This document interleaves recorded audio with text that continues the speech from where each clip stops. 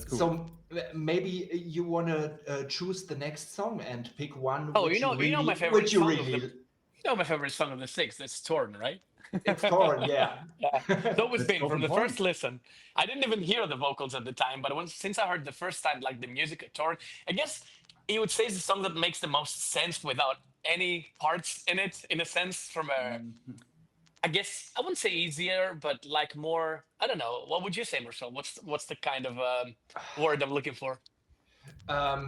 I think it's pretty straightforward and it's pretty catchy in a way, and it's got that massive catchy chorus, which I dared to repeat, I think 3 or 4 times, which is really rare. Which I don't even remember as I'm saying it. But it's basically a radio single. Yeah, yeah, totally. but I'm not strictly talking about the catchiness as much of what he said about the chorusy kind of like the big chorus kind of idea, because all choruses are equally melodically nicely put and everything, but like in every record, there's some that hit more than others, and I think my case is that. Yeah. Okay, shall we give it a listen? Yeah, I think go for it. It's not that long, right? No, it's pretty short, yeah. Comparably.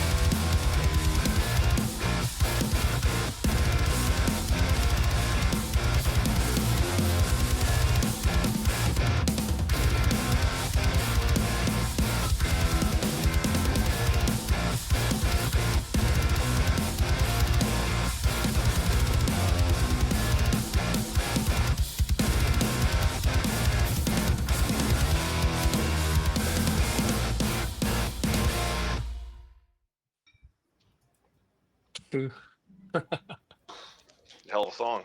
Just reliving this traumatic experiences. I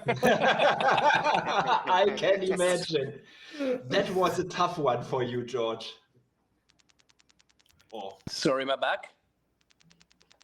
I Hello? said, Am I yes, yes, you are.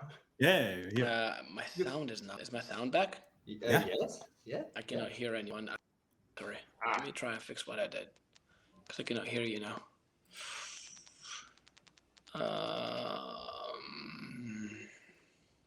1 sec. I'll do my best. Okay, no worries. So then let's start with something else. Please tell me I can hear you. Yes, can you hear me? I don't have any sound though.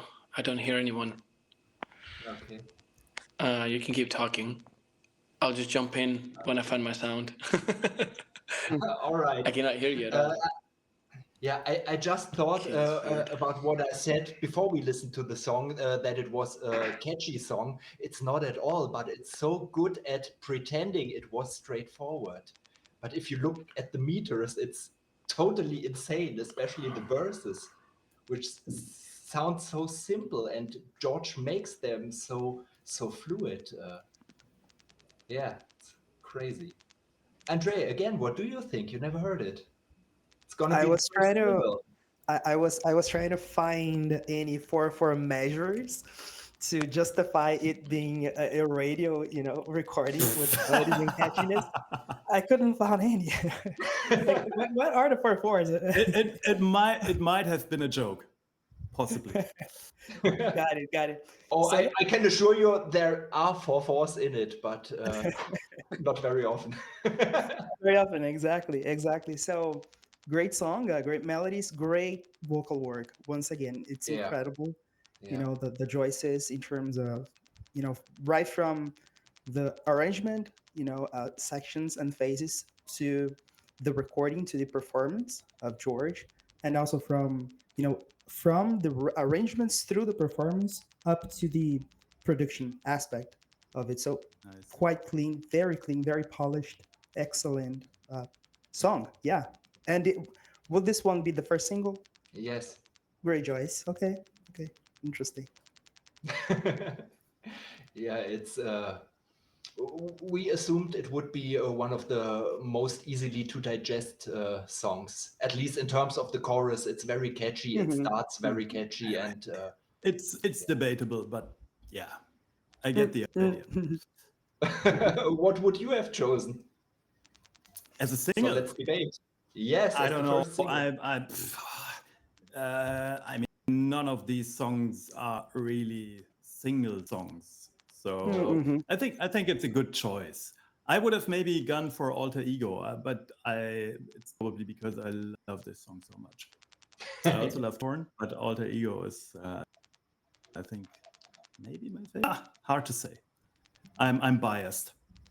But once again, when we like understand this exact same debate from other bands throughout, the ages, there has been always this conversations. Oh, I guess the song would, do better in terms of number of listeners, and the opposite ends up being the case, and vice versa is also true. So once again, all the choices the band makes are based on your own experiences and the your feelings and your guesses, after all, because of your previous. Hey, Hello, welcome welcome back. Who's back? Sorry to interrupt you. Yeah, that's very true. That's very true. So hard to make an objective decision to. And in the end, you which never song to know. choose. It's You a never guess, know. and It's that just guesswork. can- It's guesswork. exactly. Yeah. Of course, you can analyze, specific characteristics and everything, but in the end, we never know. It's a shot in the dark, No. basically. Yeah. Yep. Yeah. Definitely. But once again, great song. Well, George, we were talking about my first experience by listening to the song, and once again, it all comes down to the vocal performance that we were talking about, right from the arrangement, choices, right through the performance, your performance in this case, up to the production, and polished work. So great job once again. Excellent. This will be the first single for the project, and I'm pretty sure, the results are going to be positive based on what I could hear so far. Excellent. Thank you so much. I was saying my brain is so messed up from this whole recording part thing, which I failed to realize that this my favorite part of the song, which Marcel knows which one it is, I actually thought it was in another song, so that's why I said, yeah, it's the big chorus. But actually, that's the second best part of the song because that break the cell, again, words everywhere. Climax. Yeah. That specific part of the song is what makes it like for me. Like all the amazing build up and everything is all fine, nice, like from a production standpoint. But when it comes to that and everything just falls back together, like leading to that amazing solo, like it's I don't know. It's for me that, and then coming back to that chorus is just like again all this thing put together. I don't know what goes on, like, and how you pick and mix with all these things in your mind, but somehow I guess Björn is a little bit responsible for that. It all comes to make sense, right? Yeah. And the honest question is like how awful it is for you, Björn, as an experience to press play, to be called to press play on these songs again and again and again for this meeting, because you must hate like after all of these times you had to press play and listen to our like the vocals, the drums, the guitars, whatever. Like it's like come on, just one more time. So I have Here, I have thing is, one I have one I have one question for Bjorn. André, puxando essa pergunta do George, ele perguntou pro Bjorn como ele consegue, né, ficar apertando play toda vez na mesma música, ouvindo as mesmas coisas. Eu lembro que no começo a gente teve muito problema com o MIDI da bateria, principalmente na Alter Ego e na Tell the Moon. Essas duas tiveram muito problema. Eu queria que você perguntasse pro Bjorn também o que realmente deu de problema e como ele conseguiu resolver tudo isso. E eu lembro que Bjorn e Marcell, os dois, nós três, na verdade, ficávamos conversando por horas, por dias, para tentar resolver o raio do MIDI da Alter Ego. Aí, puxando essa pergunta do George, como ele conseguiu resolver esse lance do MIDI da batera? Okay. So, George, following along your question, Vinny is one of the guilties about Bjorn being, having to press that many plays, that many plays, because there are different reasons a producer hits play, in a composition. It might be to review, mix decisions and everything. But in the case for Vinny, there in the beginning, when they started working together, there was a specific MIDI issue that was forcing Bjorn to, okay, let's try again, let's hit play again. And by that, we mean there are different reasons that lead a producer to hit play that many different times. It might be because of mixed decisions or to troubleshoot, technical problems. And that's one of the reasons. And if you have a little bit more time, Bjorn, just afterwards explaining what was that specific issue to Vinny, just so that he can understand what happened. First of all, it's I think the drum problems are maybe 5% of the play hits that I did in the past 2.5 years, not even probably. So don't worry about that. There were many, many more things that forced me to hit play.